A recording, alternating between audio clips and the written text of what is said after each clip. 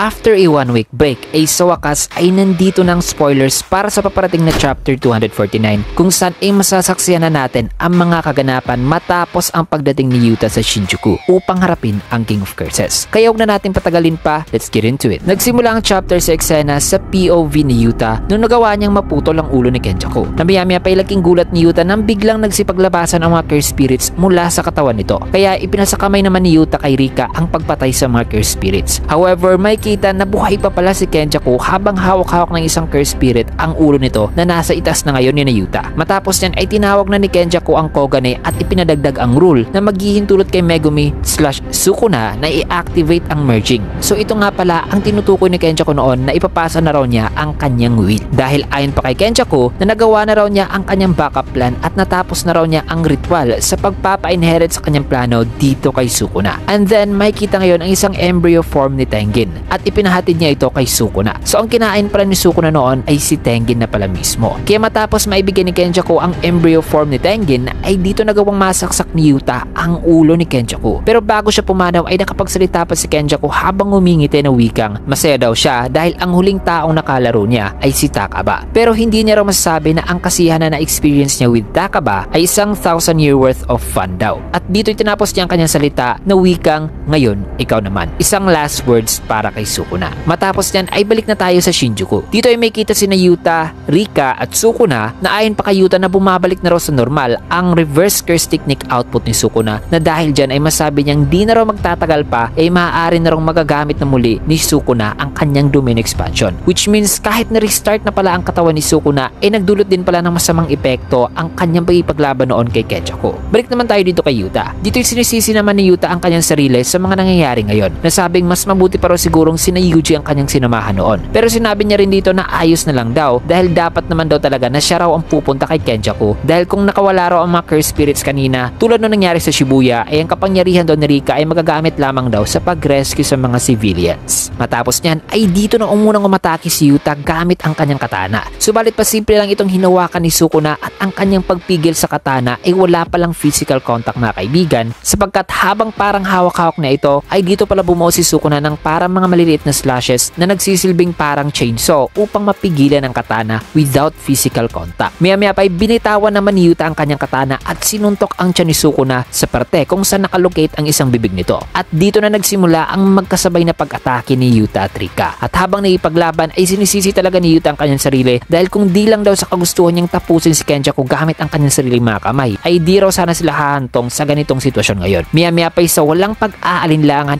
ay laking gulat ni Sukuna nang nag-activate na pala si Yuta ng kanyang domain expansion na may pangalang True and Mutual Love kung saan ay may kita ang napakaraming mga katana. Kaya na may dito na kagad nag-activate si Sukuna ng Hollow Wicker Basket na isang uri ng anti-domain technique na parang simple domain. Subalit mabilis naman kumilos si Yuta at inatake si Sukuna gamit ang katana. Nadidepensahan naman ni Sukuna gamit ang kanyang dalawa pang mga kamay. Kaya na may dito na ginamit ni Yuta ang isa sa kanyang mga copied curse technique na mula kay Takakuuro na ang Thin Icebreaker na nagpatalsik kay Sukuna. At may kita na matapos ang ataking yon ay unti-unti na ring nawawala ang kanyang hawak-hawak na katana kanina. Kaya sa tingin ko ay ang mga katana na nandirito ay naglalaman ng mga copied curse techniques. Anyway, sa isipan naman nga ni Yuta ay sabi niyang tatapusin na raw niya ang lahat dito mismo sa loob ng kanyang domain. Samantalang dito naman kay Sukuna ay kahit medyo nagalusan ang kanyang mukha mula sa ataking yon ay narealize naman nito ang plano ni Yuta ngayon. Aside from that ay alam niya rin ang tungkol kay Yuta mula sa mga memories ni Megumi na ayon pa kay Sukuna na si Yuta umano ay ang batang may spirit possession at may curse technique na copy. At dagdag pa dito mga kaibigan na ang plano umano ni Yuta ay gamitan daw ng Shuriken effect si Sukuna. At ang Shuriken effect na maaaring gagamitin ni Yuta ay ang curse technique ni Angel na napaka-effective kay Sukuna. At medyo nasa disadvantage si Sukuna dito mga kaibigan sapagkat ang kanyang dalawang mga kamay at ang isang bibig ay abala sa pag-maintain ng Hollow Wicker Basket upang hindi matamaan ng Shuriken effect ni Yuta. At siguro ay ang Shuriken effect ni Yuta mga kaibigan ay ang mga copied curse techniques na kanyang ibabato ngayon kay Sukuna. Dagdag pa na kaya raw manong atakihin ni Yuta si Sukuna ng unlimited copy of curse techniques na nagagamit lamang ni Yuta habang nasa loob siya ng kanyang domain expansion. So grabe, napaka-OP pala ng domain expansion ni Yuta. Kaya with this plan na continuous attack ni Yuta ay ang huli raw gagawa ng finishing blow ay si Yujiro mismo. Nagagamitin daw nito ang abilidad nitong kayang hulihin ang soul ng isang tao na maaaring ang gagawin daw ni Yuji ay ang paghiwalayin ang soul ni Sukuna sa katawan ni Megumi. Kaya na may dito na napasabi si Sukuna kay Yuji habang nakangiti na wikang mabuti na raw para kay Yuji dahil sa wakas ay may role na raw ito.